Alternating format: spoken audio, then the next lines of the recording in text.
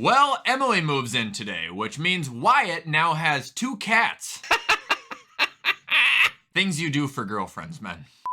Anyway, what is going on, guys? Welcome back to another video and happy Monday. In today's video, I am going to be predicting the 2023-2024 NFL awards. I do this every July, it seems like, so why not get to it right now? But before we hop right into the video, I got a couple of quick plugs. Use code WyattzWorld on G Fuel or Prize Picks. It'll save you a discount on any G Fuel products or match up to $100 of your first deposit. Also, don't forget to use code WYATT10 on any Waggle merchandise to get yourself a discount. Link is in the description. All right, now I'm done blabbering. Let's get into predicting the 2023-2024 NFL awards.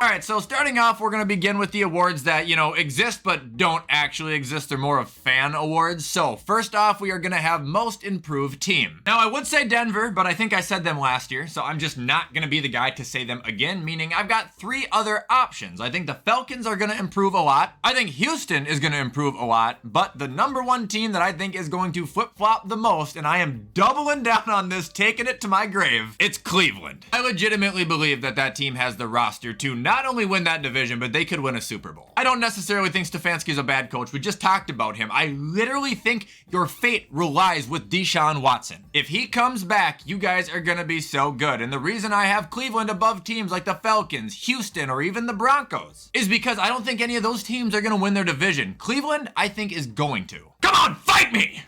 All right, next up, we got Fantasy Football Player of the Year, and I'm going to give you guys my answer in PPR form, which is point per reception, and I'm also not counting quarterbacks because they're going to get 40 points a week if they're good. Like, it doesn't count. You can't count them in the same boat. So, my #1 fantasy player, PPR, is going to be Justin Jefferson. He might have been last year unless Josh Jacobs had more than him. Either way, I think Jefferson's going to approach 2,000 receiving yards. That's a ton of fantasy points, and that's not even counting the amount of receptions or touchdowns he has. But since we are in the spirit of the 4th of July, I'm going to give you a #2 because I really think Bijan Robinson is going to be very good this year as well. I think Atlanta's going to use him all around the clock, and those dual threat running back wide receiver fantasy players are the most deadly players you can have. They're league winners. Those are the guys that'll go out there and get you 50 points a couple times a year if they're really good. Like, it's ridiculous. So if Jefferson's gone, which means you don't have the #1 overall pick, I would honestly consider targeting Bijan Robinson. I'm just not sure how early. Moving on, we got Breakout Player of the Year. There's this guy that I think has a chance to honestly shake the earth, the amount of potential he has, but there has been not a single soul to talk about him, and he's been in the league for like 5 years. His name is TJ Watt. In all sincerity, it is a Steeler. I think Kenny Pickett's going to be the Breakout Player of the Year. I don't hate Kenny Pickett. A lot of people think I do. I don't. Just because I rate him low off of his not-so-good rookie start doesn't mean I hate him. I see the potential in him. And he is clear-coded my Breakout Player of the Year winner. Like, I know it's not a real award, but when I hand it out, it will be going to him. I'm 99% certain. He's got a cannon. He's mobile. He's got a set of balls. He's got a little Joe Burrow in him. He'll push into the top 15 conversation this year. I'm pretty confident about that.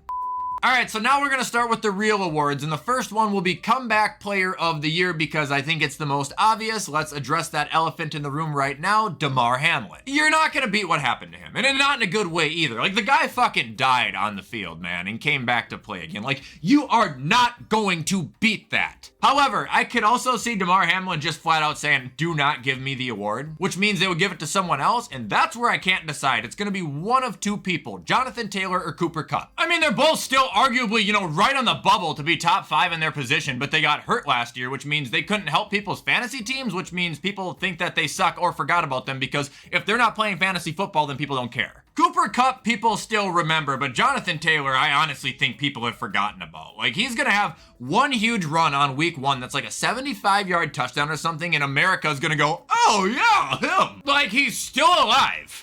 Now we are on to Coach of the Year. This is another one that I got 2 really, really solid options, and it's very hard. So first option is going to be Sean Payton. He has all the keys to make the Broncos tick, you know what I mean? Like, he can do it there, and if he does that, he's going to be in immediate contention to win the award because he just turned that ship around. But that wouldn't be new of Sean Payton to be recognized as a new coach, you know what I mean? So it wouldn't be an award that would strike the league as a surprise, which leads me to believe they're going to give it to someone who is new, and I think DeMeco Ryans is going to be perfect for it. Assuming he does well with the Texans, which I think he's gonna do. I mean, not only have the Texans, historically been pretty bad aside from like 2 years, but they have been dreadful and they have been in a catastrophe for the last 4. Now they got this, young players coach who I think the team is gonna really get behind, and they've got a good roster. So if DeMeco Ryan comes in his first year and turns this shit show into an actual respectable team, I don't even think they need to go to the playoffs, honestly. Just a 500 record or better, the award is gonna be as good as him, if you're asking me.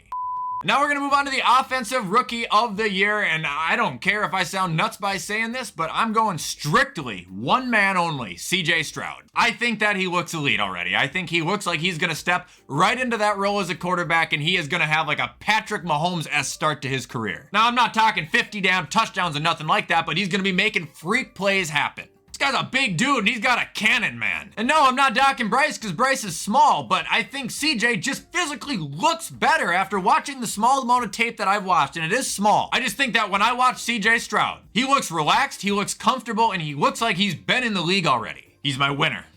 Now for Defensive Rookie of the Year, I'm not gonna lie, I've kinda altered a little bit. I had Will Anderson as my winner up until about 2 weeks ago. Now, not only do I think Will is, an elite defensive end, but I think it would be sick that, like how the Jets last year got Offensive and Defensive Rookie of the Year, the Texans repeated it back to back. However though, ever since Jack Jones got caught with guns, I think Christian Gonzalez might take the award now, because he's gonna get first team reps right away, you gotta believe it. And we all know he's fucking good, so if he goes in and starts locking people down, especially Garrett Wilson, Stephon Diggs, Tyreek Hill, or Jalen Waddle, that award is as good as his.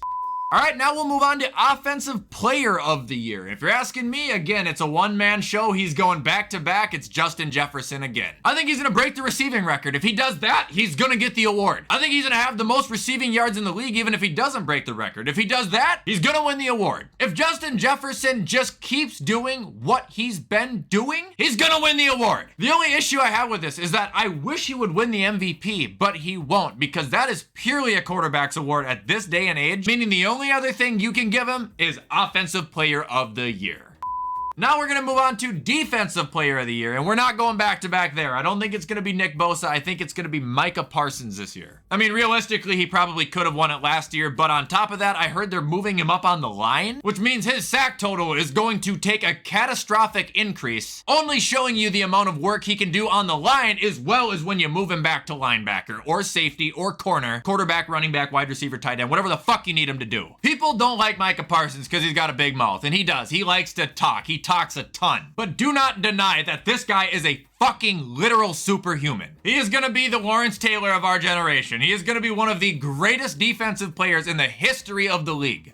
All right, and the final award is the infamous MVP, Most Valuable Player Award, and I'm not allowing myself to pick Josh Allen, even though the bias in me wants to. Josh Allen's always gonna be a realistic answer. You have to accept that fact, but I said him last year, and this year it's someone else's turn to win it, and it's gonna be Trevor Lawrence. He's got everything he needs. He took a monumental size leap last year. If he does it again, which I think he's going to, they're gonna have no choice but to give him the award. The addition of Calvin Ridley is just gonna give Trevor Lawrence probably, 800 to 1,000 more passing yards and 8 to 10 more touchdowns. And that's not counting any of the improvements that he's going to make from last year, which a lot of the boneheaded decisions Trevor made, I honestly think was just learning. I think he is going to take charge. I think he's gonna be an excellent leader, and I think at the end of this season, there is a good chance Trevor Lawrence is recognized as a top 5 quarterback. And that is it for me predicting the NFL awards for the 2023-2024 season. Hope you guys enjoyed this video. If you did, you already know what to do to show support, and don't forget to hit that bell. I try to post on this channel every single day. But with that being said, tomorrow is a maybe. It's the 4th of July, so if I don't get a video out, which I do have one planned, but if it doesn't happen, I'm okay, guys. I'm just enjoying the holiday like everyone else. Anyway, I hope you guys have a great holiday. I appreciate you all so much. Be safe, be careful, and I will see you in the next video.